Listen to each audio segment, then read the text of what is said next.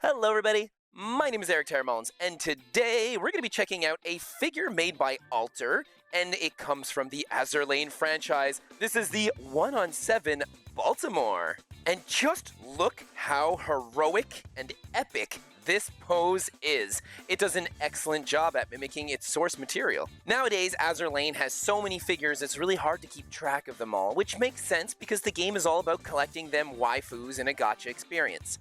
But back in the day, this girl was it. I find her to look so heroic, and she really gives off these Superman vibes. Now, I know what some of you Azur Lane fans out there are going to say, and that's most probably that Enterprise is more the Superman character, but I would debate that due to the fact that Enterprise has a more unapproachable personality, and she's very quiet in her little corner while coming out to save the day when it's needed.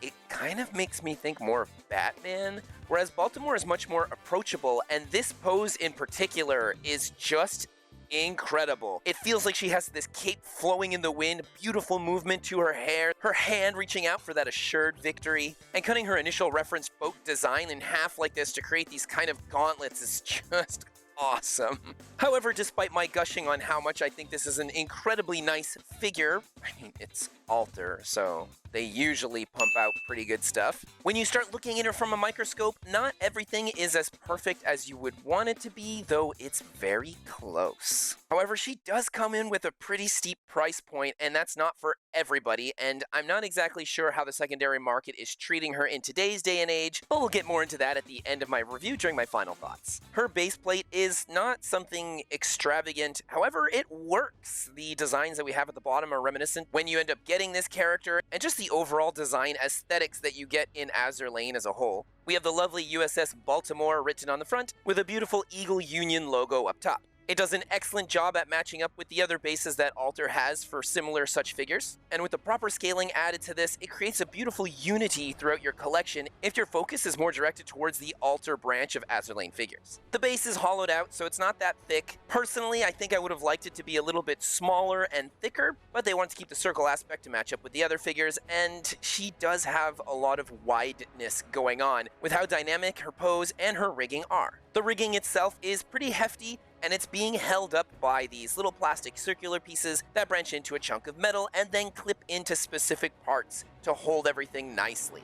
I say holds things nicely. Let's just say it holds them sturdy, but more on this later when we talk about her rigging. As for her feet, we get nice metallic pegs that go through this plastic piece, and because of how thin and hollowed out this plastic is, I'm not sure how solid those pegs really are. Especially love the fact that it's thin, because when you look at her from a front angle, it really does look like she's kind of floating or hovering over the base. If this was all water and something similar to one of these Can Cole collection figures, then I think this would have been absolutely incredible. But the price point on her was already extremely high, and they did a very good job with a lot of their paint applications and their sculpt work, so how much more expensive would it have been if we had an epic watery base like that? Regardless, I still think I would have paid the difference because I like when they have a unique base. It really helps with the world building and the atmosphere of the character as a whole. Her shoe boot things are really cool. We have some nice shading going across the silver metallics. Everything here is beautifully sculpted. As we get into the back area, beautiful matte golden heels,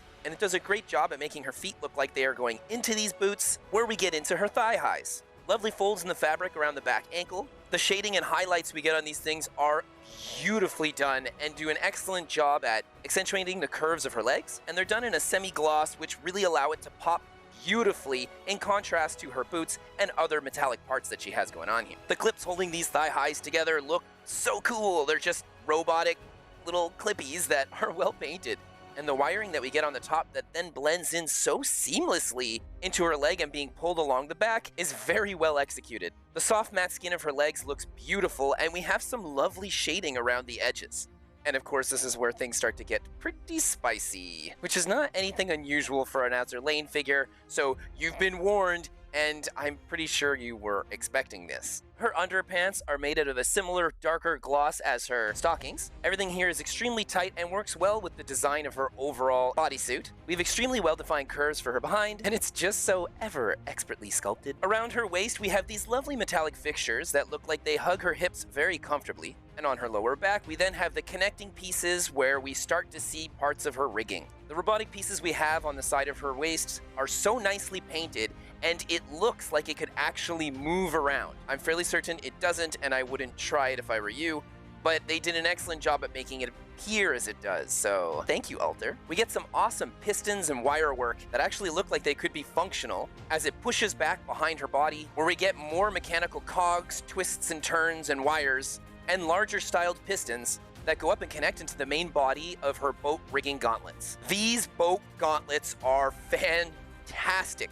I always wonder if the sculptor that makes the figure also does the mechanical elements. And I think of this because I know a lot of artists out there that can draw Transformers like nobody's business. When it comes to them drawing more humanistic characters, they kind of miss the mark. And I can say the same thing about other people that are great at drawing organic material, but the second you try to ask them to draw something that's more technical, then they tend to struggle. And I had always wondered if it was similar to this for anime figures. Are there two sculptors and they're working together? Or did this one sculptor just really perfect their craft in both elements? We get some lovely detail underneath these boats. Nice shading. We have a couple of decals here and there that represent the Baltimore boat. Some actual little dangly chain work. The chain is in plastic, and I've had this for quite a while, and there's no scratching appearing from this thing moving around. I'd say that the protective sprays that they put on this boat apparatus are solid enough to brave the elements of these little plastic chains. All sorts of tiny miniature details are thrown throughout this entire gauntlet boat. I love the tiny rivets that we have along the sides here. She has these smaller cannons along the top front of the boats. These do not move. I've tried. I'm scared it'll break if I push any harder. The level of detail on them is insanely good. Where then we get into her larger boat-mounted cannons, and these things are awesome, and they do move around. So you can reposition them if you want. However, I kind of just want mine to look like the artwork.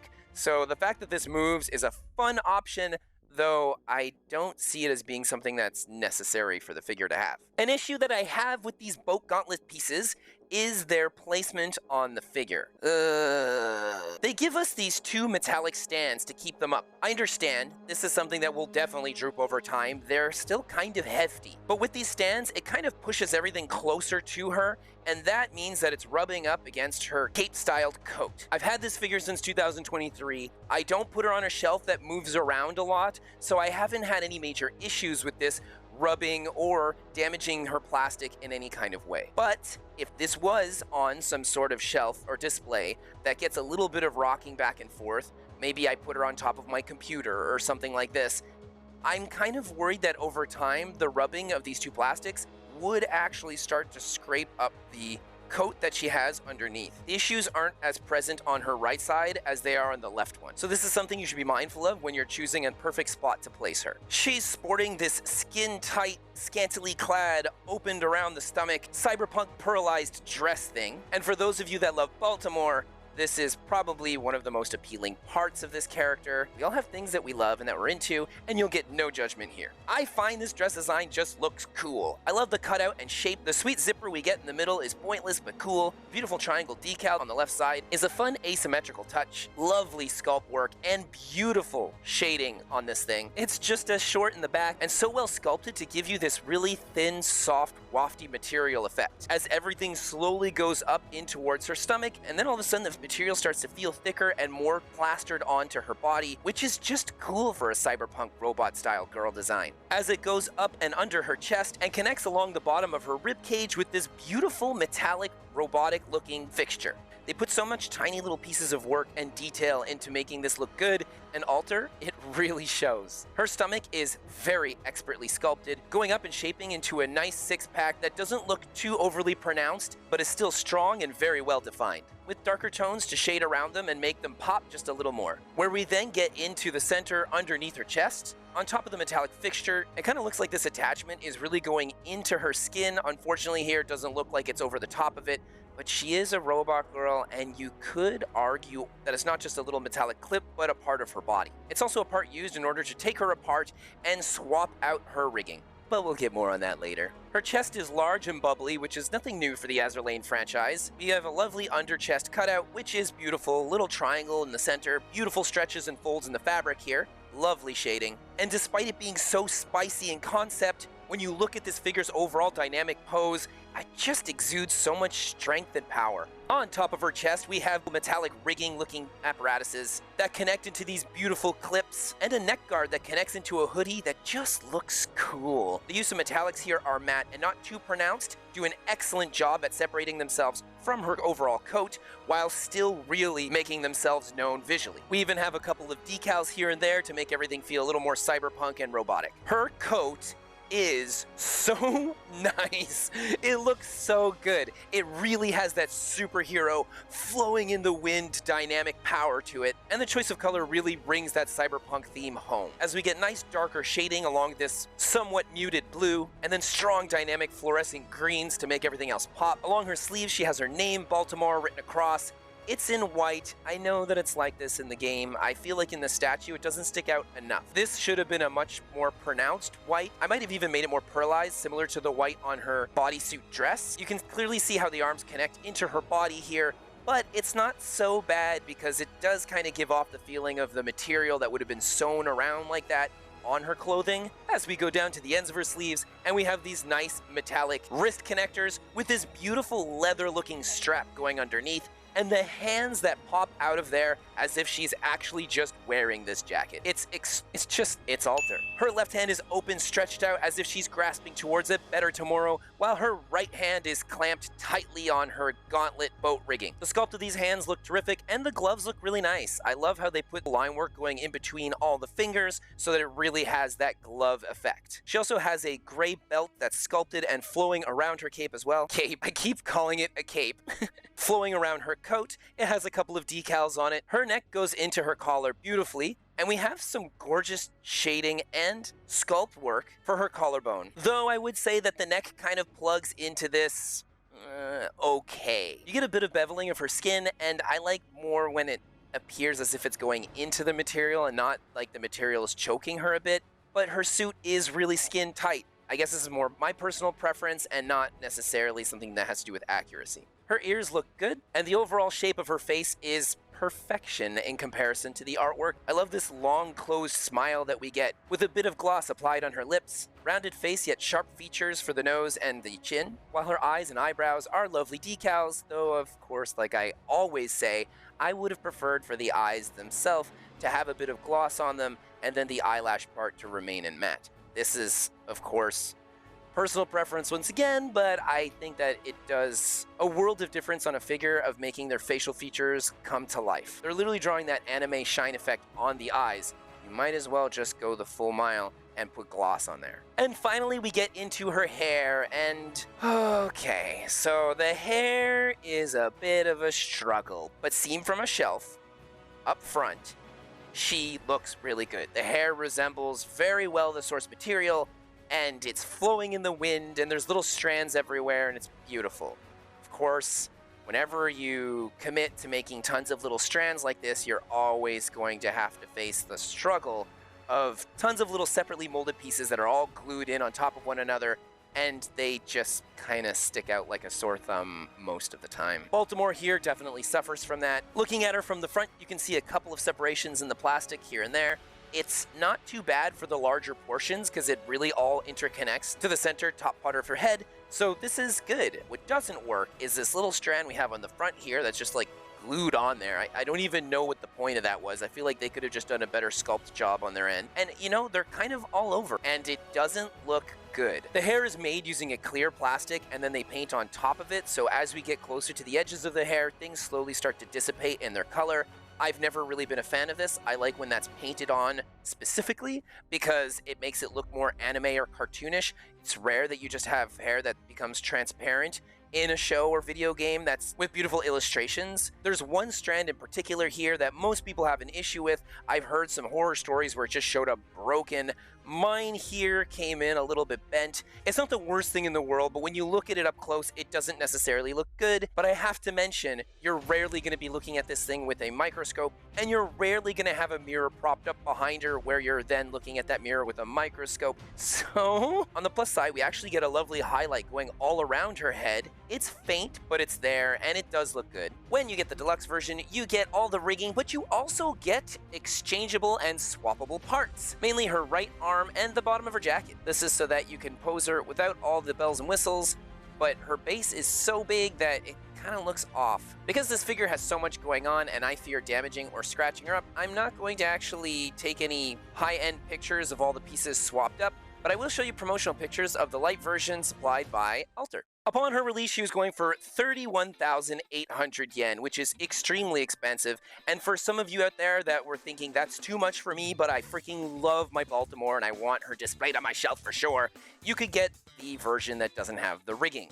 Of course, that one is 18,800. So, you know, you're saving a lot. And I would say too much. Too much saving. And even at 18,000, that's super expensive for this figure. I get that she's well done, and I get that she's an Alter figure, but overall, that is overpriced in my book. It's just too much, especially if you're going to compare her to someone like Prince Eugen here, who is roughly the same price, and Eugen, like, look at this rigging. This is craziness. She even has a smaller circular base, so it's less annoying. Baltimore is awesome. But I think that they might have been banking a little too hard on people's obsession with this character and maybe charging a little bit extra because of it. This is very well done. I'd say it's like a solid 9 out of 10 in everything that you're getting for paint applications, quality, and even likeness of character. It's just, they're charging you like 11 out of 10 pricing. I think it's just a little bit too much for what you're getting. If you're a huge fan of Baltimore and you really want her, I'm not sure what the secondary market's price point is on her, because things like that tend to fluctuate.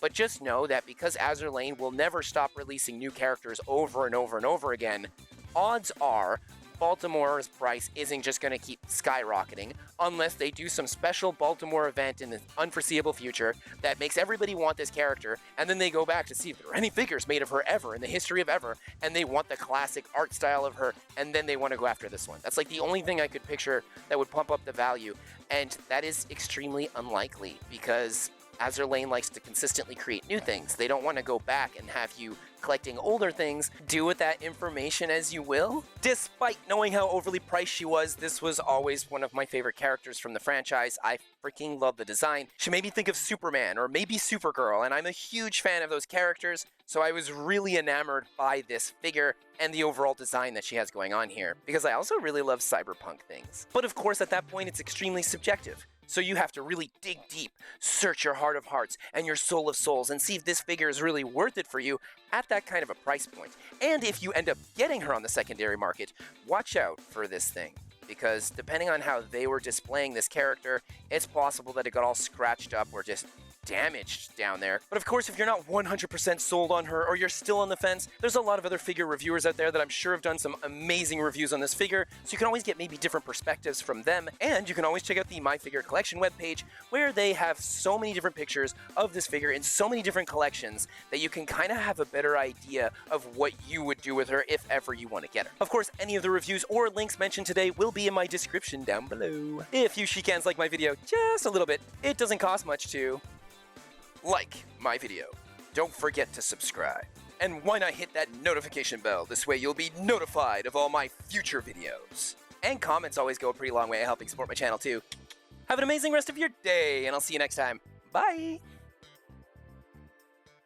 They're all so lovely, and Alter just does such an amazing job that it's hard to think about which one is my favorite. Oh wait, no, I know exactly which one. There's Perseus.